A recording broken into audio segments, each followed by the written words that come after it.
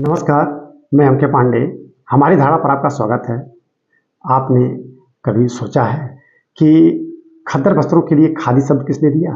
वैसे तो ये बड़ा मशहूर शब्द है और अमूमन सबको पता ही है, लेकिन हम इस जानकारी को यहाँ शेयर करेंगे। एक बार शेयर करना चाहते हैं कि एक बार बताया जाए कि यह खादी शब्द किसने दिया था। यही वह खादी शब्द जो हमारे राष्ट्रीय आंदोलन, हमारे स्वतंत्रता संग्राम आंदोलन का एक बहुत बड़ा प्रतीक था। महात्मा गांधी ने इस खादी शब्द को जन जन तक पहुंचाया था, चरखे को जन जन तक पहुंचाया था। यह चरखा जो राष्ट्रीय आंदोलन का प्रतीक था, 1930 के दशक में चरखे का जो डिजाइन बनाया गया था वह राष्ट्रीय ध्वज पर प्रतीक के चिन्ह के रूप में लगाया गया था। वह चरखा हमारे राष्ट्रीय आंदोलन का प्रतीक था। उससे बनाए गए वस्त्र स्वदेशी आंदोलन का आधार थे, राष्ट्रीय आंदोलन का आधार थे। तो अब स्वाभाविक रूप से आप समझ गए होंगे कि यह शब्द किसने दिया। तो खद्दर वस्त्रों के लिए खादी शब्द निसंदेह महात्मा गांधी ने दिया था 1915 में। 1915 में उन्होंने साबरमती आश्रम से खादी आंदोलन की शुरुआत भी की थी। अब आगे खादी इतना महत्वपूर्ण शब्द हो गया कि खादी के लिए चरखा राष्ट्रीय आंदोलन का प्रतीक बन गया। महात्मा गांधी ने जो अस्त्र शस्त्र का प्रयोग किया राष्ट्रीय आंदोलन में, दुनिया जानती है सत्य और अहिंसा, उनमें हम स्वदेशी को भी जोड़ सकते हैं, उनमें हम खादी को भी जोड़ सकते हैं।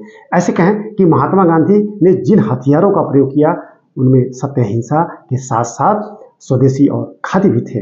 अब हमने आपको बड़े संक्षेप में जानकारी दे दी कि खद्दर वस्त्रों के लिए खादी शब्द महात्मा गांधी द्वारा दिया गया। अब बात आती है खद्दर वस्त्र वास्तव में है क्या। तो खद्दर वस्त्र और कोई नहीं वरन ऐसे वस्त्र जिनको हाथ से बनाया जाता है, हाथ से बुना जाता है, उनको खद्दर वस्त्र कहा जाता है। प्राचीन काल में कभी तकनीकी खोज की गई थी, उसके बाद चरखा बना और चरखे की जगह पे आज हैंडलूम है। तो हैंडलूम के माध्यम से जो वस्त्र बनाए जाते हैं वही खद्दर वस्त्र हैं। स्वभाव से खुरदरे होते हैं, इसीलिए इनको खद्दर कहा जाता है। महात्मा गांधी ने उसको खादी कहा दिया था। ये सूती वस्त्र हो सकते हैं, ये रेशमी वस्त्र हो सकते हैं, ये वुलन भी हो सकते हैं, ऊनी वस्त्र भी हो सकते हैं। अब देश में आज़ादी मिली, देश को आज़ादी मिली। आज़ादी के बाद 1953 में खादी एवं ग्रामीण उद्योग बोर्ड की खादी एवं ग्रामोद्योग बोर्ड की स्थापना की गई। यह बोर्ड देश में खादी वस्त्र के प्रचार प्रसार के लिए एक बहुत बड़ी संस्था है और इसने बहुत काम किया है। अब आप देख सकते हैं कि देश के कोने कोने में, सभी बड़े नगरों में, छोटे नगरों में खादी वस्त्र की दुकानें मिलेंगी आपको और बहुत सस्ते दर पे वहाँ वस्त्र उपलब्ध हो जाते हैं और हमारे लिए गर्व की बात हो जाती है। और शायद ही कोई ऐसा परिवार होगा जो खादी वस्त्र उस परिवार में न धारण किए जाते हों। तो खादी बहुत महत्वपूर्ण दुकानें होती हैं खादी की और भारतीयता में वो रचा बसा हुआ है।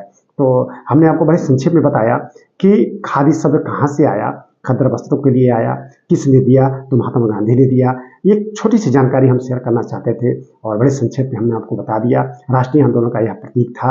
आज यह वस्त्र शहर सारे में उपलब्ध है, दुकानें हैं और घर घर में यह वस्त्र जाता है। हमारे लिए गर्व की बात है कि राष्ट्रीय आंदोलन में इसने अपना बड़ा योगदान दिया था और आज भी हमारे भारतीय समाज में यह रचा बसा हुआ है। आदिकाल से ही यही खादी या यही खद्दर वस्त्र, हाथ से बुने हुए वस्त्र हमारी पहचान थे, हमारी समृद्धि की पहचान थे।